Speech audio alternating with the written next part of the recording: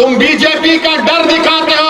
अरे मैं तुमको खुल के कह रहा हूं कि मजलिस इत्तेहाद और मुस्लिमीन ना मोदी शाह आरएसएस से डरती है, ना तेजस्वी नीतीश कुमार से डरती है। सुन लो दिल्ली में बैठे हुए बादशाह नरेंद्र मोदी, सुन लो पटना में बैठे हुए मुख्यमंत्री नीतीश कुमार और तेजस्वी यादव, अगर सीमांचल से इंसाफ नहीं होगा तो असदुद्दीन ओवैसी मजलिस के हजारों और सीमांचल की लाखों जनता के साथ चक्का जाम कर देगा। सीमांचल में याद रखो। राजगीर में नीतीश कुमार ने कांच का ब्रिज बनाया और देखो इस ब्रिज को देखो। नीतीश कुमार क्या तुम अंधे हो चुके हो?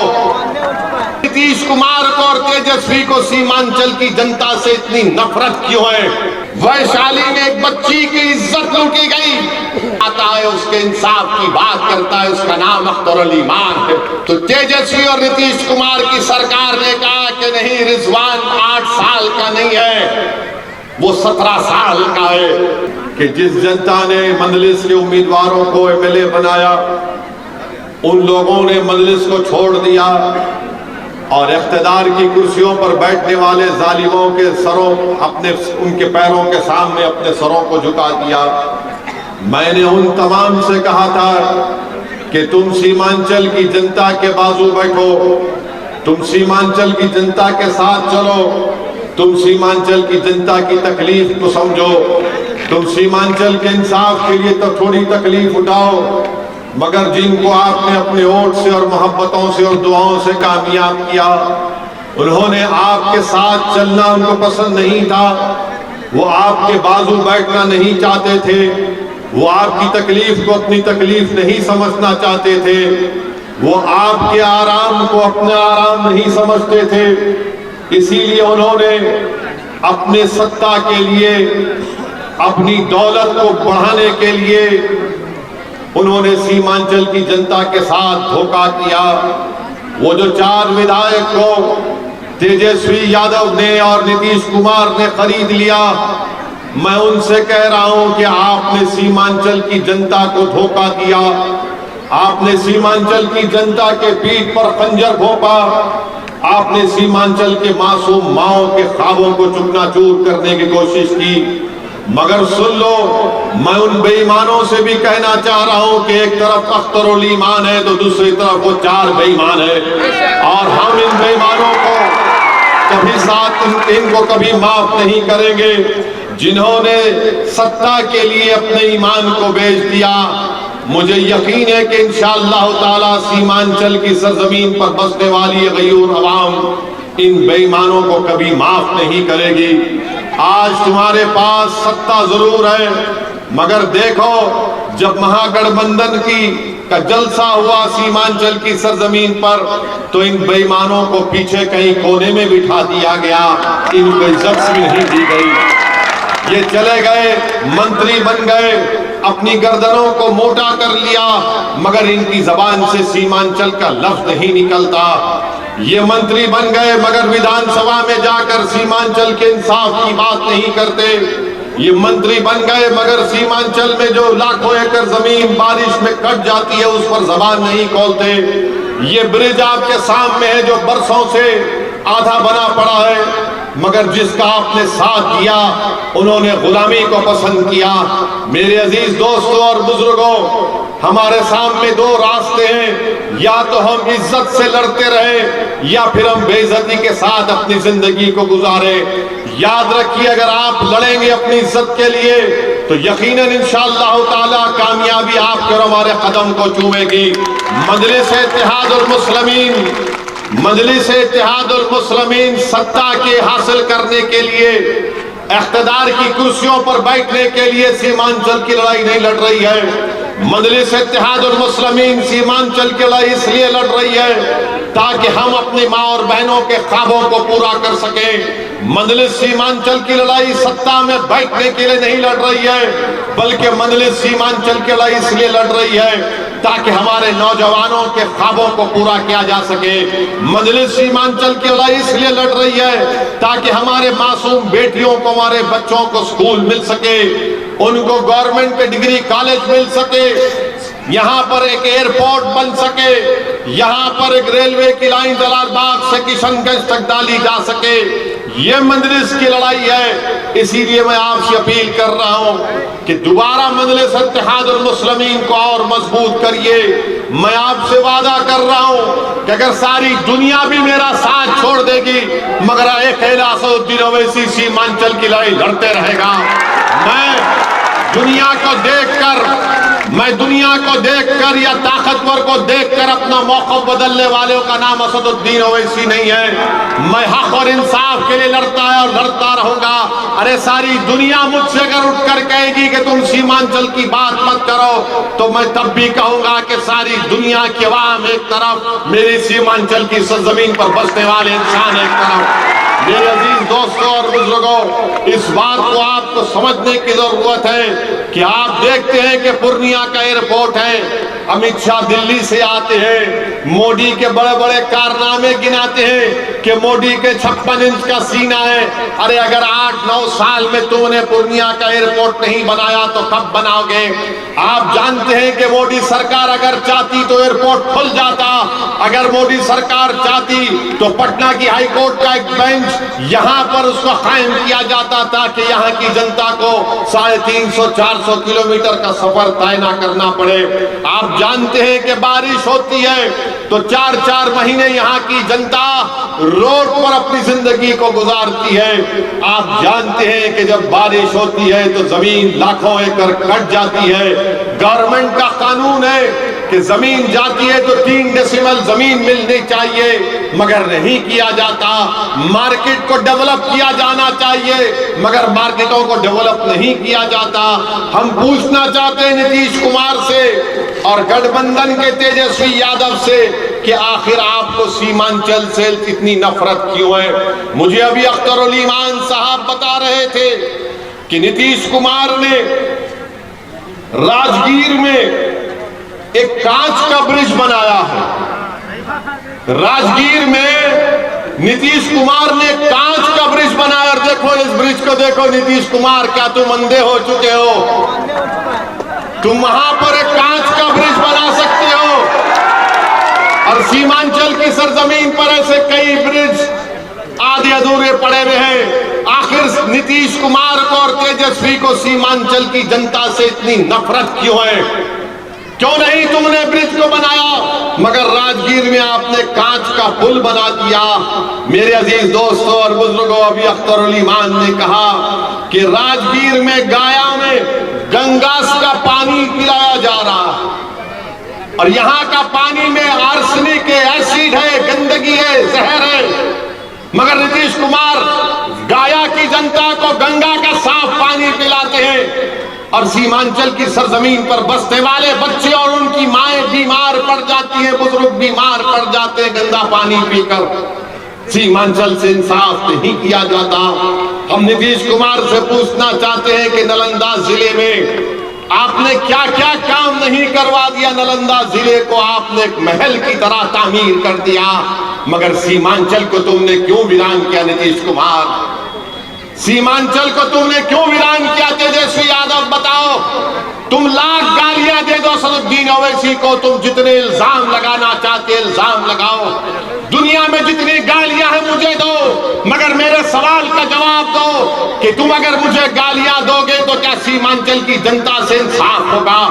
मैं तुम्हारी गालियां सुनने के लिए तैयार हूं मगर याद रखो सीमांचल की इंसाफ की लड़ाई असदुद्दीन ओवैसी मर भी जाएगा मगर ये जनता लड़ती रहेगी, ये हमारी माँ और बहनें लड़ती रहेंगी। मेरी इज्जतदार माँ और बहनों, आप जानते हैं कि नीतीश कुमार ने दरभंगा मधुबनी में आप देखते हैं कि क्या क्या डेवलपमेंट वहां पर करवाया। जल संसाधना स्कीम है, 32,000 करोड़ का बजट है। बताओ गठबंधन के नेता तेजस्वी और नीतीश कुमार, 32,000 करोड़ के बजट में तुमने सीमांचल को 100 करोड़ रुपए भी नहीं दिए। 100 करोड़ रुपए भी नहीं मिलते आपको और आकर बोलेंगे कि ओवैसी आपका वोट तोड़ने आया है, ओवैसी फुला करता है। अरे 32,000 करोड़ का तुम्हारा बजट है और तुम सीमांचल को 100 करोड़ नहीं देते। और तुम गालियां मुझे देते हो, तुम इल्जाम मुझ पर लगाते हो। अरे सत्ता में तुम हो, बरसों से तुम मुख्यमंत्री हो, बरसों से तुमने सत्ता में बैठकर तुमने इख्तियार की मलाई खाई है। अब बताओ तुम 100 करोड़ जल के लिए नहीं देना चाहते, सीमांचल के लिए। इसीलिए मेरे अजीज दोस्तों, मेरी इज्जतदार माँ और बहनों, अख्तर उल ईमान ने सही कहा कि सबने दिया हमको चोट, अब हम अपनी पार्टी का वोट, सबने हम दिया हमको चोट, अब हम अपने पार्टी का वोट सिर्फ मजलिस इत्तेहादुल मुस्लिमीन को देंगे। आपको सबने चोट दिया है और ये नहीं चाहते कि सीमांचल से कोई खड़ा हो जाए जो पटना में जाकर इन तमाम को आपकी इंसाफ की बात कर सके। इसीलिए अब की बार इंशाअल्लाह ताला बेईमानों को हम अपने साथ नहीं लेंगे, लड़ने वालों को अपने साथ लेंगे, ताकि वो जाकर विधानसभा में सीमांचल की लड़ाई लड़ सके। आप बताइए कि यहाँ पर कांग्रेस का एमपी है, कौन सा काम कांग्रेस के एमपी ने करवाया? अलीगढ़ मुस्लिम यूनिवर्सिटी का एक कॉलेज है MBA का, कांग्रेस ने झूठ कहा कि हमने अलीगढ़ मुस्लिम यूनिवर्सिटी का कैंपस किशनगंज में कायम किया। इसी कांग्रेस के एमपी के सामने मौजूदा मरकजी वजीर धर्मेंद्र प्रधान ने कहा कि कांग्रेस ने अलीगढ़ मुस्लिम यूनिवर्सिटी का सेंटरी साइन वहां पर मंजूर नहीं किया था, मगर आपने धोखा दिया सीमांचल की जनता को। मेरे अजीज दोस्तों और बुजुर्गों, इसीलिए हम आपसे अपील कर रहे हैं कि आप मजलिस इत्तेहादुल मुस्लिमीन को और मजबूत करिए। हमको हमारे बच्चों के लिए कॉलेजेस की जरूरत है, और ये महागठबंधन के लोग जो हर बार असदुद्दीन ओवैसी को गाली देते हैं, और हम उन महागठबंधन में बैठने वाले मुस्लिम MLA से पूछना चाहते हैं, बताओ एक 8 साल का बच्चा जिसका नाम रिजवान था सीवान में, उसके गले में रस्सी डालकर एक 8 साल के बच्चे को 7 दिन उसकी मां से दूर रखा गया, झूठे इल्जाम में उसको जेल को भिजा दिया गया। उसकी मां पुकार पुकार कर कह रही थी कि रिजवान बच्चा है, तो तेजस्वी और नीतीश कुमार की सरकार ने कहा कि नहीं, रिजवान 8 साल का नहीं है, वो 17 साल का है। यहां पर इतनी बड़ी तादाद में हमारी मां और बहनें बैठी हैं। आप अपने दिल पर हाथ रखकर सोचो कि क्या कोई 8 साल का बच्चा अपनी मां से 8 दिन दूर रह सकता है? वो मां पुलिस स्टेशन के सामने खड़ी थी रो रो कर कि बेटा मेरा रिजवान है, रिजवान को छोड़ो। मगर ये महागठबंधन की सरकार जो असदुद्दीन ओवैसी को गाली देने से थकती नहीं। अरे क्या तुमको रिजवान की मोहब्बत तुम्हारे दिलों में पैदा नहीं हुई? बताओ कौन गया रिजवान से मिलने? अख्तर उल ईमान गया। किसने रिजवान के इंसाफ का मुतालबा किया? मजलिस इत्तेहादुल मुस्लिमीन और असदुद्दीन ओवैसी ने किया। वैशाली में एक बच्ची की इज्जत लूटी गई। वैशाली में मुसलमान MLA है, कौन जाकर उस बच्ची के परिवार को हिम्मत दिलाता है, उसके इंसाफ की बात करता है? उसका नाम अख्तर उल ईमान है। तुम्हारे पास तुमको सिर्फ हमारे वोट चाहिए, तुम बीजेपी का डर दिखाते हो। अरे मैं तुमको खुल के कह रहा हूं कि मजलिस इत्तेहादुल मुस्लिमीन ना मोदी शाह RSS से डरती है, ना तेजस्वी नीतीश कुमार से डरती है। हम किसी से नहीं डरते सिवाय रब्बे कायनात अल्लाह से। मगर ये लोग आकर कहते हैं बीजेपी, अरे यहां पर तो सरकार तुम्हारी है ना। तो कैसे वैशाली में इस बच्ची की इज्जत लूटी गई? गाया, छपरा, समस्तीपुर में मॉब लिंचिंग हुई, पकड़कर मारा गया। क्या कोई गठबंधन का नेता गया? अख्तर उल ईमान गए और जाकर उनके पीड़ित परिवार से मुलाकात की, पुलिस के लोगों से बातचीत की और कहा कि इंसाफ करो। मेरे अजीज दोस्तों और बुजुर्गों, सीमांचल की बदकिस्मती ये रही कि जिसको आपने कामयाब किया, वो जब पटना जाते हैं तो सीमांचल को भूल जाती है। जिसको आपने अपनी कुर्बानी देकर उनको विधायक और सांसद बनाया, वो जब दिल्ली और पटना जाते हैं तो आपके जज्बात का सौदा कर लेते हैं। सीमांचल की बदकिस्मती ये रही कि जिसको आपने धूप में खड़े होकर भूखे रहकर अपना एक एक वोट डालकर उनको कामयाब किया, वो पटना और दिल्ली जाकर अपना पेट भर लेते हैं और आपकी गरीबी को भुला देते हैं। सीमांचल की बदकिस्मती रही कि आपके नाम के ऊपर वोट तो हासिल कर लेते हैं मगर आपसे इंसाफ का मुंह उनकी जबान से नहीं निकलता। अगर आज आपके इंसाफ की लड़ाई कोई लड़ रही है तो उसका नाम मजलिस इत्तेहादुल मुस्लिमीन है। हम सत्ता के लिए नहीं, इंसाफ के लिए सीमांचल की लड़ाई लड़ रहे हैं। हम सीमांचल की जमीन पर बसने वाले मुसलमानों के लिए नहीं बल्कि सीमांचल की जमीन पर हर बसने वाले इंसान की लड़ाई हम लड़ रहे हैं। ये मजलिस इत्तेहादुल मुस्लिमीन का हद है। मैं आज आपसे कह रहा हूं कि हम उस वक्त तक खामोश नहीं बैठेंगे जब तक के सीमांचल से इंसाफ नहीं होगा। सुन लो दिल्ली में बैठे हुए बादशाह नरेंद्र मोदी, सुन लो पटना में बैठे हुए मुख्यमंत्री नीतीश कुमार और तेजस्वी यादव, अगर सीमांचल से इंसाफ नहीं होगा तो असदुद्दीन ओवैसी मजलिस के हजारों और सीमांचल की लाखों जनता के साथ चक्का जाम कर देगा। सीमांचल में याद रखो, अब हम खामोश नहीं बैठेंगे। क्या आप हमारे साथ चक्का जाम के लिए तैयार हैं? क्या आप अपनी लड़ाई लड़ने के लिए तैयार हैं? तो सुन लो गुलामों, अब हम तुम्हारी गुलामी नहीं करेंगे। जो गुलामी करते थे वो तुम्हारी चौखट पर सर झुका दिए। जो इख्तिदार को ठुकरा कर इंसाफ की लड़ाई लड़ रहे उनका नाम मजलिस इत्तेहादुल मुस्लिमीन है। आपका बेहद शुक्रिया कि आज आप आए यहाँ पर। याद रख लो इस बात को, अल्लाह मेरे जिस्म में इतनी सांस भी बरकरार रखेगा तब भी मैं सीमांचल के बारे में सोचता रहूंगा और लड़ता रहूंगा। आप हमारा साथ दीजिए, अपना साथ दीजिए और अख्तरुल ईमान को और उनकी पार्टी को और मजलिस इत्तेहादुल मुस्लिमीन को मजबूत करिए। बहुत बहुत शुक्रिया, आज बहुत मजा आया आपके साथ चलकर। मैं तो इंतजार कर रहा हूं जब चक्का जाम होगा तो दुनिया देखेगी कि सीमांचल में एक इनकलाब बर्पा हो जाएगा।